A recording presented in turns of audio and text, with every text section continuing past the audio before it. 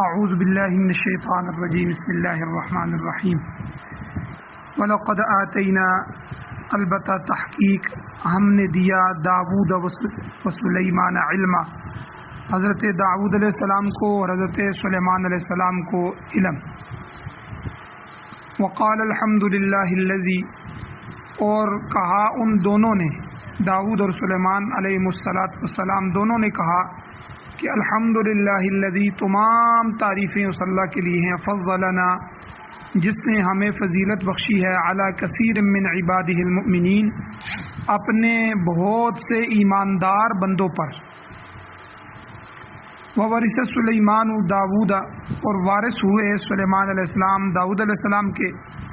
وقال، اور کہا، یا ایھا الناس، اے لوگو، علمنا منطق الطیر، سکھلائی گئی ہے ہمیں پرندوں کی گفتگو، پرندوں کی بولیاں۔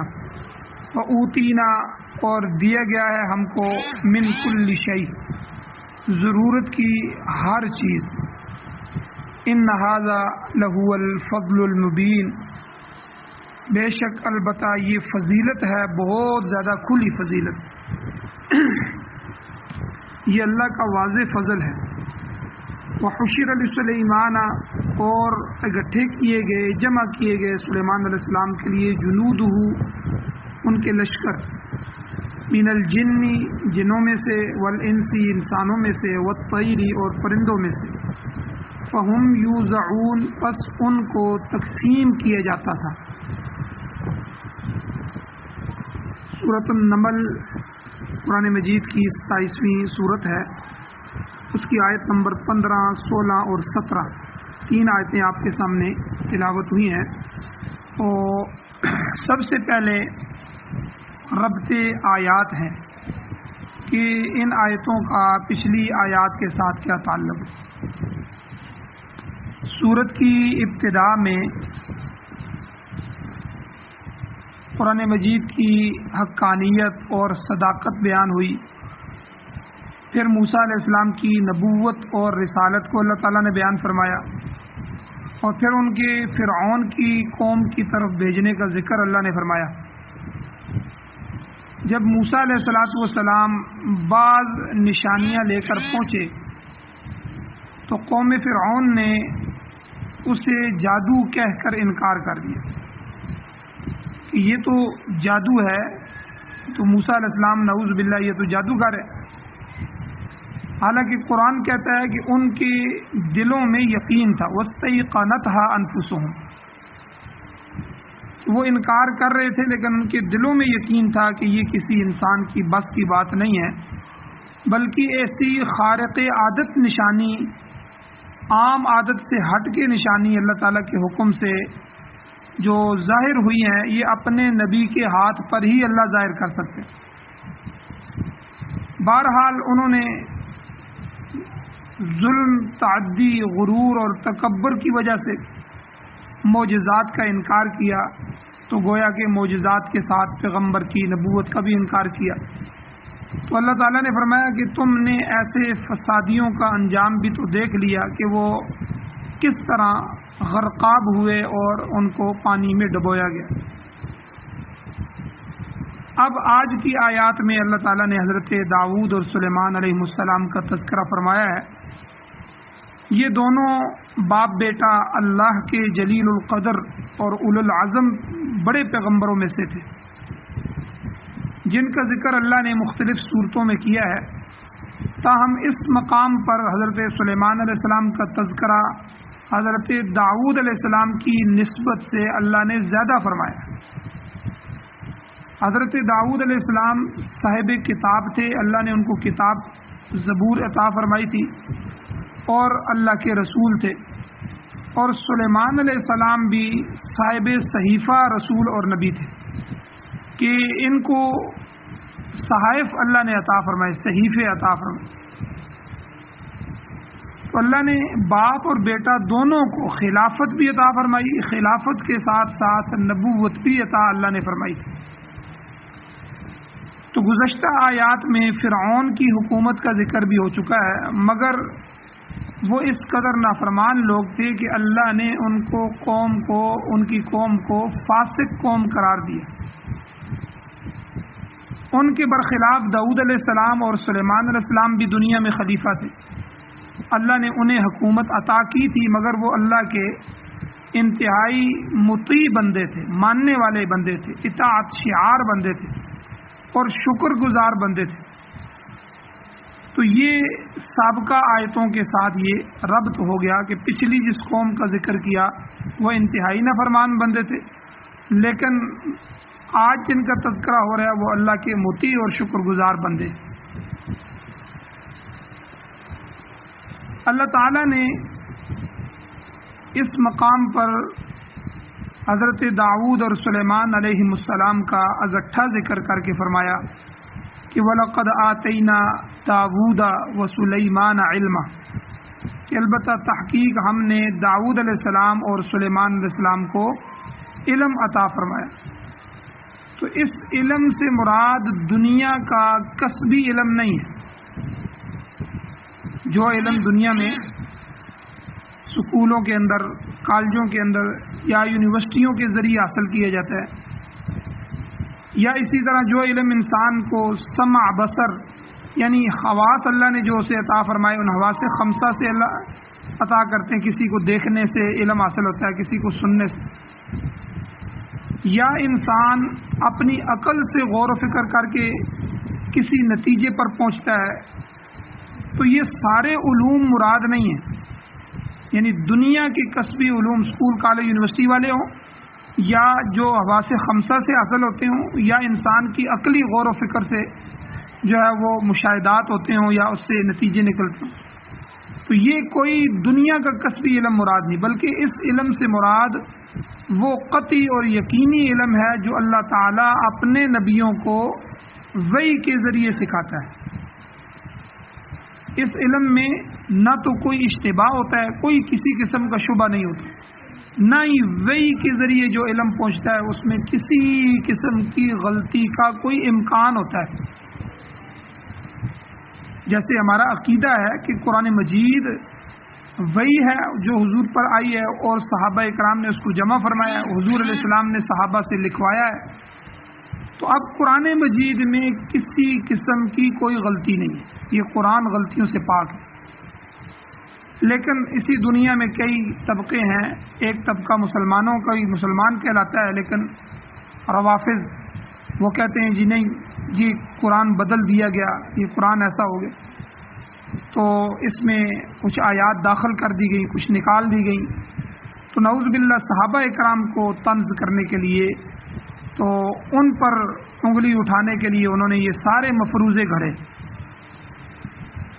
تو بہرحال یہاں جو نبیوں کو علم دیا جاتا ہے، یاد رکھیں وہ علم قطعی ہوتا ہے، یقینی علم ہوتا ہے، اور وہ نبیوں کو وحی کے ذریعے سکھایا جاتا ہے۔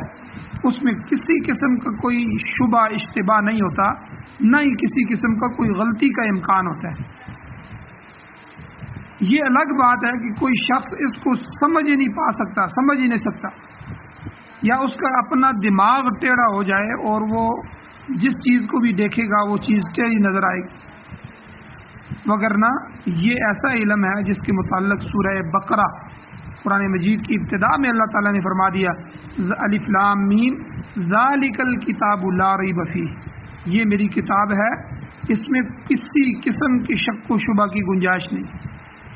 تو بہرحال وحی الہی کا علم جو ہوتا ہے یہ قطعی اور یقینی ہوتا ہے، جبکہ جس کا ذکر میں نے پہلے کیا دنیا کا علم، اول ذکر علم، وہ کسبی ہوتا ہے، خود حاصل کیا جاتا ہے، اور وہ علم ظنی ہوتا ہے، یقینی نہیں ہوتا۔ تو اللہ تعالیٰ نے جو یہاں ذکر فرمایا کہ وَلَقَدْ آتَيْنَا دَاوُودَ وَسُلَيْمَانَ عِلْمًا، کہ ہم نے حضرت داؤد اور سلیمان السلام کو جو علم عطا فرمایا، تو اس سے مراد احکام شریعت کا علم ہے، اصول سیاست کا علم ہے کہ آپ نے سیاست کیسی کرنی، اور چونکہ آپ حکمران بھی تھے تو اس لیے حکمرانی کا بھی علم عطا فرمایا۔ تو یہ سارے قطعی علم اللہ نے عطا فرمایا جو ان کے لیے اپنے فرائض سے عہدہ برا ہونے کے لیے ضروری تھا۔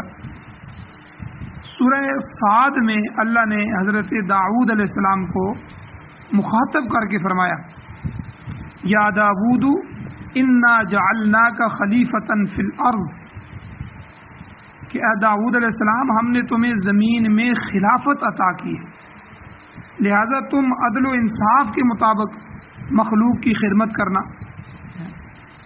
آپ کے بیٹے سلیمان علیہ السلام آپ کے بعد آپ کے جانشین ہوئے، تو دونوں کے متعلق اللہ نے فرمایا کہ ہم نے انہیں وہ علم عطا فرمایا جن کی انہیں ضرورت تھی۔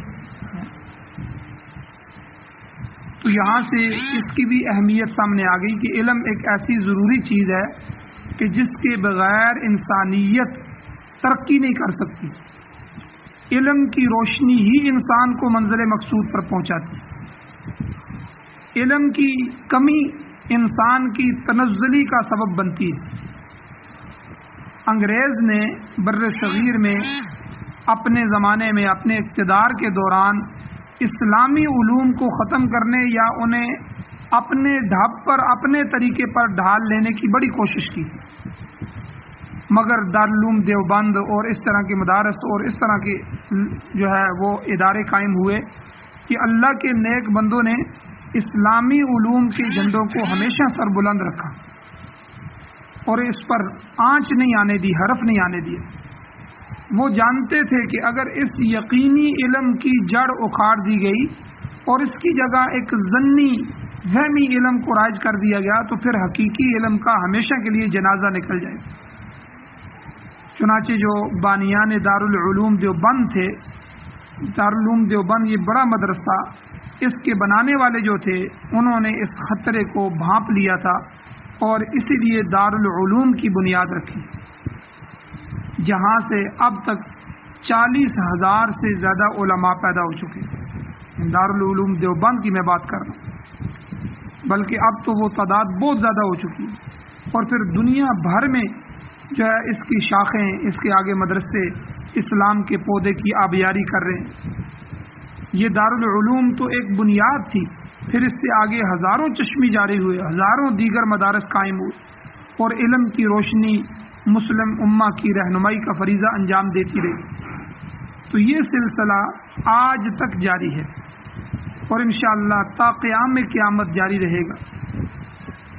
حکومت تو اپنے جو وسائل ہیں مادی تعلیم پر صرف کر رہی، دنیا کی تعلیم پہ صرف کر رہی، مگر اللہ کے نیک بندے حقیقی علم کی نشر و اشاعت کے لیے محدود وسائل کے ساتھ ہی بڑھتے چلے جاتے ہیں۔ تو اس زمانے میں بھی آپ دیکھیں کہ کتنے ہی لوگ ایسے ہیں، کتنے دنیا دار ایسے ہیں کہ جنہوں نے اپنی دنیا کو مدارس کو چلانے کے لیے وقف کر رکھا ہے۔ تو بہرحال علم جو ہے ترقی کا زینہ ہے، خاص طور پر دین کا اتنا علم نہایت ضروری ہے۔ یاد رکھیں دین کا اتنا علم ہر مسلمان اور ہر مسلمان مرد اور عورت پر، بالغ پر فرض ہے، اتنا کہ جس کے ذریعے انسان اپنے فرائض سے باخبر ہو سکے، اسے پتہ ہو کہ میرے اوپر اللہ نے کیا کیا فرض کیا ہے، کتنی نمازیں فرض ہے، کیا کیا احکامات فرض ہیں، اور اسی طرح اللہ اور اس کے بندوں کے جو حقوق اس کے ساتھ ہیں، والدین کے حقوق، میری ماں کے کیا حقوق ہیں، میرے باپ کے کیا حقوق ہیں، میرے پڑوسی کے کیا حقوق ہیں، کیا میری بیوی اولاد ہے اس کے کیا حقوق ہیں، بیوی بچوں کے کیا حقوق ہیں۔ تو یہ سارے حقوق کا علم حاصل کرنا فرض ہے۔ تو یہی علم ہے کہ جس کے ذریعے اللہ تعالیٰ کی پہچان، اللہ کی معرفت حاصل ہوتی ہے، اور اس کی عبادت کا طریقہ بھی اسی علم سے معلوم ہوتا ہے۔ حلال اور حرام ہو، جائز اور ناجائز ہو، اس میں فرق اور امتیاز بھی اسی علم سے پیدا ہو۔ توحید اور شرک کی سمجھ بھی اسی علم کے ذریعے آتی ہے۔ انسان ایمان، اخلاص اور نفاق کو بھی اسی علم کے ذریعے پہچانتا ہے کہ ایمان کیا ہے، اخلاص عمل کیا ہے اور منافقت کیا ہے۔ تو اس لیے یاد رکھیں یہ جو اللہ سے ملانے والا علم ہے یہ دین کا علم ہے، قرآن و سنت کا علم ہے۔ اور جہاں تک دوسرے علوم ہیں، ٹیکنیکل علوم، عصری فنون، ان کا جہاں تک تعلق ہے وہ تو کافر بھی حاصل کرتے ہیں، وہ تو مشرک بھی حاصل کر رہے ہیں، انڈیا کے نوجوان بھی پڑھ رہے ہیں۔ اور ملحد لوگ جو بالکل اللہ رسول کو نہیں مانتے، آخرت قبر حشر کا انکار کرتے ہیں، وہ بھی ڈگریاں لے رہے ہیں۔ آج آپ دیکھیں امریکہ، جاپان، جرمنی، روس اور چین، یہ سب جانتے ہیں کہ ٹیکنیکل علم کوئی علم نہیں ہے، بلکہ یہ صنعت اور حرفت ہے۔ یاد رکھیں، یہ صنعت ہے، یہ حرفت اسے کہتے ہیں، جبکہ حقیقی علم وہی ہے، یاد رکھیں، جو وحی الہی کے ذریعے حاصل ہوتا ہے۔ اللہ تعالیٰ اپنے انبیاء کے ذریعے مخلوق تک جس علم کو پہنچاتے ہیں، جیسے یہ آپ کے سامنے قرآن مجید ہے، نبی علیہ السلام کی صحیح احادیث ہیں، تو اللہ نے فرمایا کہ ہم نے داؤد علیہ السلام کو اور سلیمان علیہ السلام کو حسب ضرورت حقیقی علم عطا فرمایا۔ اب جب اللہ نے علم عطا فرمایا تو اب باپ بیٹے کی طرف سے شکریہ بھی ہے۔ تو اس یقینی علم کے حصول پر اللہ کہتے ہیں وقالا، باپ بیٹے دونوں نے کہا، وقال الحمد للہ الذی فضلنا علی کثیر من عبادہ المؤمنین۔ یہ سب تعریفیں اس اللہ کے لیے ہیں، یا اس ذات باری تعالیٰ کا لاکھ لاکھ شکر ہے کہ جس نے ہمیں بہت سے مومن بندوں پر فضیلت عطا فرمائی۔ یہاں پر تمام ایمانداروں پر فضیلت پانے کا ذکر نہیں ہے، بلکہ بہت سے اہل ایمان پر برتری حاصل کرنے کا ذکر، یہ یاد رکھیں۔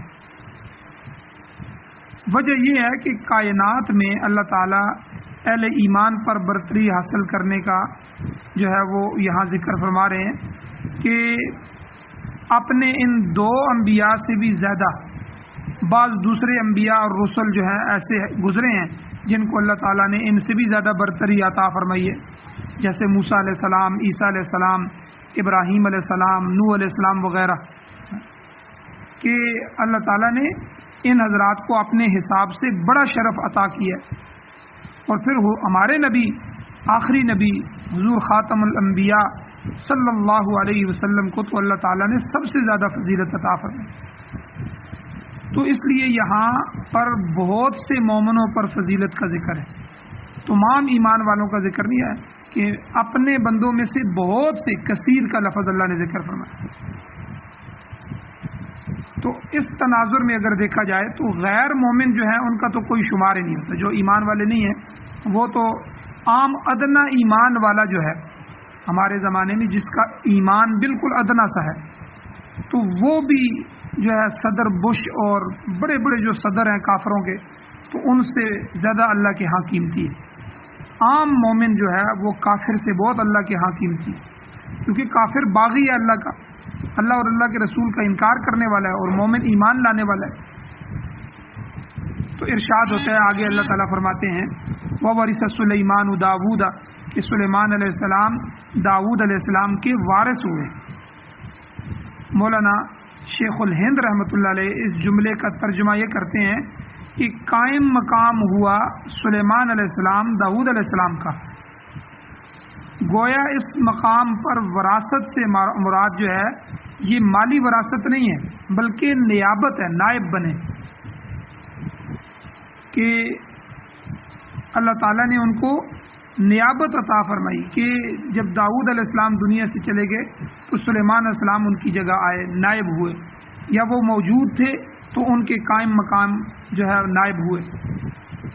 یاد رکھیں کہ شیعہ حضرات ایک تو اس آیت سے نبی کی وراثت کی دلیل پکڑتے ہیں، حالانکہ یہاں یاد رکھیں وراثت سے مراد محض خلافت ہے، اور دوسری آیت جس سے وراثت انبیاء کی دلیل پکڑی جاتی ہے وہ سورہ مریم میں ہے کہ زکریا علیہ السلام نے اللہ رب العزت کی بارگاہ میں یہ درخواست پیش کی کہ فہب لی من لدنک ولیًا، کہ اے اللہ مجھے اپنی طرف سے ایسا ولی عطا فرما کہ یرثنی و یرث من آل یعقوب۔ سورہ مریم کی 5 اور 6 نمبر آیت ہے کہ اللہ وہ جو میرا بھی اور آل یعقوب کا بھی وارث بنے۔ تو یہاں پر بھی کوئی بیٹا اپنے باپ کے مال کا وارث تو ہو سکتا ہے، مگر ساری آل یعقوب کا وارث ایک شخص کیسے ہو سکتا ہے؟ تو قرینہ یہی ہے کہ یہاں پر علمی وراثت مراد ہے، مالی وراثت مراد نہیں ہے۔ زکریا علیہ السلام نے یہی دعا کی تھی کہ اے اللہ مجھے ایسا بیٹا عطا فرما جو میرا اور پوری آل یعقوب کا علمی وارث ہو، جو مشن آپ نے ہمیں دیا ہے نبوت کا، رسالت کا اور اپنے علم کا، اس مشن کو آگے بڑھا سکے، ایسا بندہ اللہ ہمیں بیٹا مجھے عطا فرما۔ حضور علیہ السلام کے 10 صحابہ اکرام رضی اللہ تعالیٰ عنہ اجمعین، جن میں خلفاء راشدین بھی ہیں، حضور صلی اللہ علیہ وسلم کے چچا حضرت عباس رضی اللہ تعالیٰ عنہ اور امہات المؤمنین رضوان اللہ تعالیٰ علیہم اجمعین بھی شامل ہیں۔ تو یہ روایت بیان کرتے ہیں کہ حضور علیہ السلام نے فرمایا کہ نحن معاشر الانبیاء لا نورث ما ترکنا صدقۃ، یعنی 10 صحابہ یہ روایت بیان کرتے ہیں، خلفاء راشدین بھی اور حضور کے چچا حضرت عباس بھی اور امہات المؤمنین میں سے بھی، کہ حضور نے کیا فرمایا، نحن معاشر الانبیاء، ہم نبیوں کا گروہ ہیں، یعنی میں ایک تسلسل سے جس طرح حضرت آدم علیہ السلام سے نبوت چلی آ رہی ہے تو میں بھی اسی لڑی میں سے ہوں، تو ہم نبیوں کی جماعت ہیں، نبیوں کا گروہ ہیں کہ لا نورث، ہم وارث نہیں بنایا کرتے، ما ترکنا، جو کچھ ہم چھوڑ جاتے ہیں صدقۃ، وہ صدقہ ہوتا ہے، وہ محتاجوں کو دیا جاتا ہے۔ وہ خود حضور علیہ الصلوۃ والسلام کے قبضہ میں آپ دیکھیں خیبر یا فدق کی کچھ اراضی تھی، کچھ زمینیں تھی، جس سے آپ علیہ الصلوۃ والسلام اپنی ضروریات پوری فرماتے تھے۔ اس زمین کی جو تولیت ہے، ولایت، وہ حضرت عباس رضی اللہ تعالیٰ عنہ اور حضرت علی رضی اللہ تعالیٰ عنہ کے پاس تھی۔ تو ان دونوں حضرات میں کچھ اختلاف رائے پیدا ہوا تو وہ حضرت عمر رضی اللہ تعالیٰ عنہ کے پاس آئے، وہاں پر دوسرے اکابر صحابہ اکرام بھی موجود تھے۔ حضرت عمر رضی اللہ تعالیٰ عنہ نے ان دونوں حضرات سے قسم دلا کر پوچھا کہ بتلاؤ، حضور علیہ السلام کا یہ فرمان موجود ہے کہ ہم انبیاء کا گروہ کسی کو وارث نہیں بناتے، نحن معاشر الانبیاء لا نورث ما ترکنا صدقہ، بلکہ جو کچھ ہم چھوڑ جاتے ہیں وہ صدقہ ہوتا ہے۔ تو دونوں بزرگوں نے، حضرت علی اور حضرت عباس رضی اللہ تعالی عنہما، ان دونوں نے اس حدیث کی تصدیق کی۔ چنانچہ شیعہ حضرات کی طرف سے حضرت فاطمہ رضی اللہ تعالی عنہا کے حق میں نبی صلی اللہ علیہ وسلم کی وراثت کا جو دعویٰ ہے، یہ مبنی بر حقیقت نہیں، اس کی کوئی حقیقت نہیں۔ یہ درست ہے کہ جب تک حضرت فاطمہ رضی اللہ تعالیٰ عنہ کو اس حدیث کا علم نہیں تھا، انہوں نے حضرت ابو بکر رضی اللہ تعالیٰ عنہ سے اپنے والد حضور نبی کریم صلی اللہ علیہ وسلم کی وراثت کا مطالبہ کیا، مگر جب آپ نے حضرت فاطمہ کو یہ حدیث سنائی، مذکورہ حدیث، تو کہنے لگی فَأَنْتَ أَعْلَمُ بِمَا سَمِعْتَ مِن رسول اللہ صلی اللہ علیہ وسلم، تو پھر آپ اس چیز کو زیادہ جانتے ہیں جو آپ نے رسول خدا سے سنی ہوئی۔ اس کے بعد آپ خاموش ہو گئیں، پھر کبھی بھی انہوں نے وراثت کا مطالبہ نہیں کیا، وہ کبھی نہیں آئیں دوبارہ۔ حضور علیہ السلام کا یہ فرمان بھی صحیح حدیث میں موجود ہے۔ حضور علیہ السلام نے فرمایا انما الانبیاء لم یورثوا درہما ولا دینارا، یعنی اللہ کے نبی انبیاء درہم یا دینار وراثت میں نہیں چھوڑا کرتے، بلکہ ورثوا علما، وہ تو اپنی وراثت میں صرف علم چھوڑ کر جاتے ہیں۔ تو نبیوں کی وراثت علم دین ہوتا ہے، جس نے دین کا علم حاصل کر لیا اس نے نبی کی وراثت کو پا لیا۔ انبیاء کی وراثت میں کے ضمن میں ایک یہ مسئلہ بھی سمجھ لیں کہ پیغمبر خود تو اپنے غیر نبی کی وراثت حاصل کرتا ہے، یعنی پیغمبر کو غیر نبی سے جو ہے وہ جو نبی نہیں ہوتا اس کی وراثت تو ملتی ہے، مگر اپنے بیٹے کو مالی وراثت نہیں دیتا۔ چنانچہ حضور علیہ الصلوۃ والسلام کو اپنے والد حضرت عبداللہ جو تھے ان کی وراثت ملی۔ طبقات ابن سعد میں موجود ہے کہ آپ کو 5 اونٹ اور بکریوں کا ایک ریوڑ اور ایک لونڈی جو ہے وہ آپ کو وراثت میں ملی ہے حضور علیہ السلام کی۔ وہ لونڈی ام ایمن تھی۔ ام ایمن یہ حبشیہ تھی مگر بڑی صاحب فضیلت خاتون تھی۔ انہوں نے حضور علیہ السلام کو گود میں اٹھایا تھا، لہذا آپ ان کی بڑی قدر کرتے تھے۔ حضور علیہ السلام نے بڑے ہو کر ان کو آزاد کر دیا تھا اور پھر ان کا نکاح حضور علیہ السلام کے جو متبنہ تھے، منہ بولے بیٹے تھے زید، ان کے ساتھ ہوا، جن سے آگے پھر حضرت اسامہ رضی اللہ تعالیٰ عنہ پیدا ہوئے، اسامہ بن زید بن حارثہ رضی اللہ تعالیٰ عنہ سے ان کا نکاح ہوا۔ تو حضور علیہ السلام کو باپ بیٹے دونوں سے بڑی محبت تھی۔ ایک تو حضرت زید رضی اللہ عنہ سے محبت تھی، پھر ایمن سے بھی بڑا احترام کا درجہ تھا، پھر ان سے آگے اللہ نے ان دونوں کو اولاد دی، حضرت اسامہ بن زید، تو اللہ ان سے بھی بڑی محبت اللہ کے نبی فرماتے تھے۔ تو چونکہ داؤد علیہ السلام اللہ کے نبی تھے، اس لیے آپ کی مالی وراثت تو سلیمان علیہ السلام کو نہیں پہنچی، مال نہیں ملا، بلکہ آپ کی علمی اور نیابتی وراثت آپ کو پہنچی۔ اور اس پر یہ قرینہ بھی موجود ہے کہ اگر اس وراثت سے جائیداد کی وراثت مراد ہوتی تو پھر یہ صرف سلیمان علیہ السلام کو کیوں پہنچتی، جبکہ داؤد علیہ السلام کے جو ہے وہ کئی بیٹے تھے، جن میں سے سلیمان علیہ السلام سب سے چھوٹے تھے، اور سارے بیٹے حکومت کے خواہشمند تھے، مگر اللہ نے یہ نیابت سلیمان علیہ السلام کو عطا فرمائی۔ تو اگر مالی وراثت مراد ہوتی تو سارے بیٹوں کو محروم کر کے صرف ایک کو سب کچھ دے دینا یہ کہاں کا انصاف تھا۔ حقیقت یہ ہے کہ سلیمان علیہ السلام کے علاوہ کوئی دوسرا بیٹا آپ کی خلافت کا بار اور وزن اٹھانے کے قابل نہیں تھا۔ اس وقت سلیمان علیہ السلام کی عمر 12 یا 13 سال کی تھی۔ داؤد علیہ السلام نے نیابت کے مسئلے کو اس طرح حل فرمایا کہ اللہ کے ایک فرشتے نے ایک بند لفافہ لا کر حضرت داؤد علیہ السلام کو دیا اور کہا کہ آپ مجلس عام میں یہ اعلان کریں کہ آپ کے بیٹوں میں سے جو بیٹا اس لفافے میں بند سوالوں کے صحیح جواب دے گا وہی میری جانشینی کا حقدار ہو۔ چنانچہ عمائدین سلطنت جو تھے، جو سلطنت کو چلانے کے بڑے بڑے وزراء وغیرہ، ان کی موجودگی میں سارے بیٹوں سے فرمایا کہ یہ امتحان کا لفافہ ہے، رات کے جوابات دے دے گا وہی میرا جانشین ہوگا۔ لفافے میں موجود سوالات اور ان کے صحیح جوابات کون سے تھے؟ روایات میں آتا ہے کہ چند سوالات ہیں کہ نمبر 1 کہ سب سے قریب چیز کون سی ہے؟ تو صحیح جواب کیا تھا؟ موت، کہ موت انسان کے سب سے زیادہ قریب۔ اور دوسرا سوال کہ سب سے بعید اور دور چیز کون سی ہے؟ صحیح جواب کیا ہے کہ انسان کے ہاتھ سے نکل جانے والی چیز وہ انسان سے دور ہو جاتی ہے، جو نکل گئی چلی گئی بس۔ اور تیسرا سوال یہ تھا کہ سب سے مانوس چیز کون سی ہے انسان کے ساتھ؟ وہ کیا ہے جی؟ جسم بما روح، کہ جسم روح کے ساتھ سب سے زیادہ مانوس ہے۔ اور سب سے وحشتناک چیز کون سی ہے؟ کہ جسم بغیر روح کے، جب روح نکل گئی تو جسم ڈیڈ باڈی ہے، اس کی کوئی اہمیت نہیں رہتی۔ اور 5واں سوال یہ تھا کہ 2 چیزیں کون سی ہیں جو قائم ہیں، قائم چیزیں؟ تو وہ 2 چیزیں صحیح جواب یہ تھا کہ ارض و سما، زمین و آسمان، جو قیامت تک قائم رہیں گی۔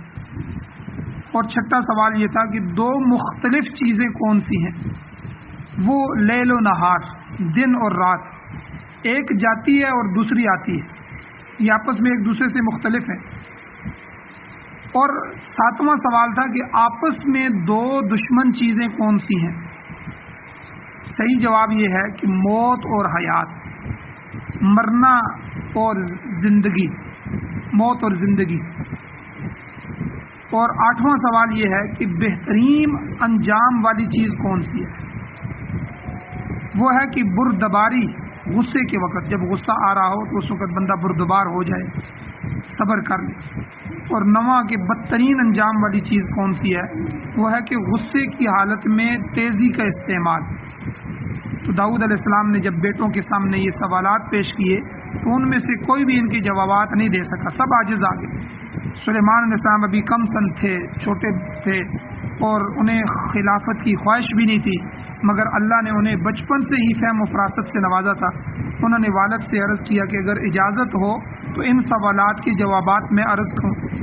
اجازت ملنے پر سلیمان علیہ السلام نے سوالات کے صحیح جوابات دے دیے چنانچہ حضرت داؤد علیہ السلام نے حضرت سلیمان علیہ السلام کی جانشینی کا اعلان کر دیا، جسے تمام جو عمائدین سلطنت تھے وزراء وغیرہ انہوں نے سراہا۔ اور جس دن داؤد علیہ السلام کی جانشینی کا فیصلہ ہوا اس سے اگلے روز آپ کی وفات ہو گئی۔ مسند احمد کی روایت میں آتا ہے کہ آپ بڑے باغیرت آدمی تھے، غیرت مند آدمی تھے۔ جب بھی گھر سے باہر جاتے باہر سے تالا لگا کر جاتے تاکہ کوئی اجنبی آدمی گھر میں داخل نہ ہو سکے۔ اس روز بھی آپ حسب معمول دروازے کو تالا لگا کر باہر چلے گئے۔ اس دوران آپ کی اہلیہ نے کسی اجنبی آدمی کو صحن میں کھڑے دیکھا، بڑی حیران ہوئی اور خوفزدہ ہو گئی کہ یہ شخص اندر کیسے آ گیا، حالانکہ باہر تو تالا پڑا ہوا ہے، باہر سے تالا لگا ہوا ہے۔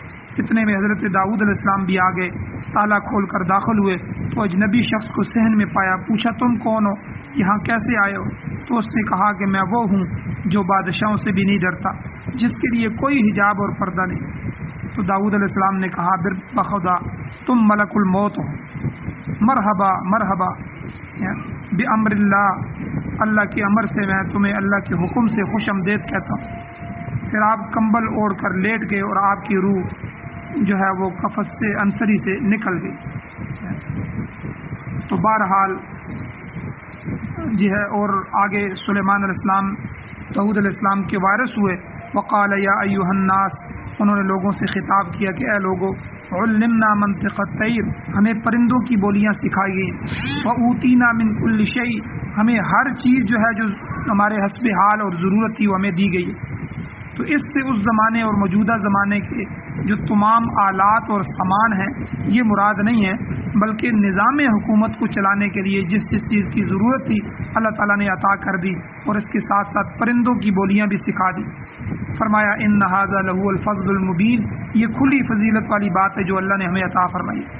آگے فرمایا وحشر لسلیمان جنودہ من الجن والانس والطیر، اور اکٹھے کیے گئے سلیمان علیہ السلام کے لیے جنوں، انسانوں اور پرندوں کے لشکر، فہم یوزعون، پس ان کو تقسیم کیا جاتا تھا یا روکا جاتا تھا، یعنی ہر جنس کی مخلوق الگ الگ ٹولیوں میں کھڑی ہوتی تھی۔ تو اللہ تعالیٰ نے سلیمان علیہ السلام کو بے مثال حکومت عطا فرمائی، جس کی درخواست انہوں نے خود کی تھی کہ وَهَبْ لِي مُلْكًا لَا يَنبَغِي لِأَحَدٍ مِّن بَعْدِي، سورہ صاد کی آیت نمبر 35۔ اے اللہ مجھے ایسی سلطنت عطا فرما جس کی مثال نہ مجھ سے پہلے ہو نہ بعد میں پیدا ہو۔ چنانچہ اللہ تعالیٰ نے آپ کے لیے جنات کو، انسانوں کو، پرندوں کو، اس کے علاوہ ہوا کو بھی مسخر کر دیا۔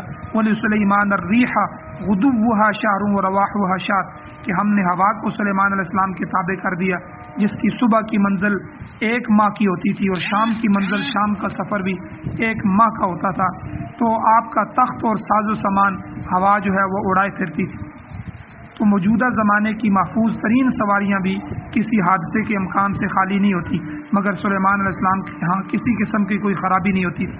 ہوا کو حکم دیتے، ہوا کے ساتھ چلے جاتے، پرندے اپنی اپنی بولی بولتے تھے جسے انسان نہیں سمجھ سکتے، مگر سلیمان علیہ السلام سمجھتے تھے۔ اللہ کا فرمان ہے کہ ہر چیز اللہ کی تسبیح بیان کرتی ہے مگر تم اسے نہیں سمجھ سکتے۔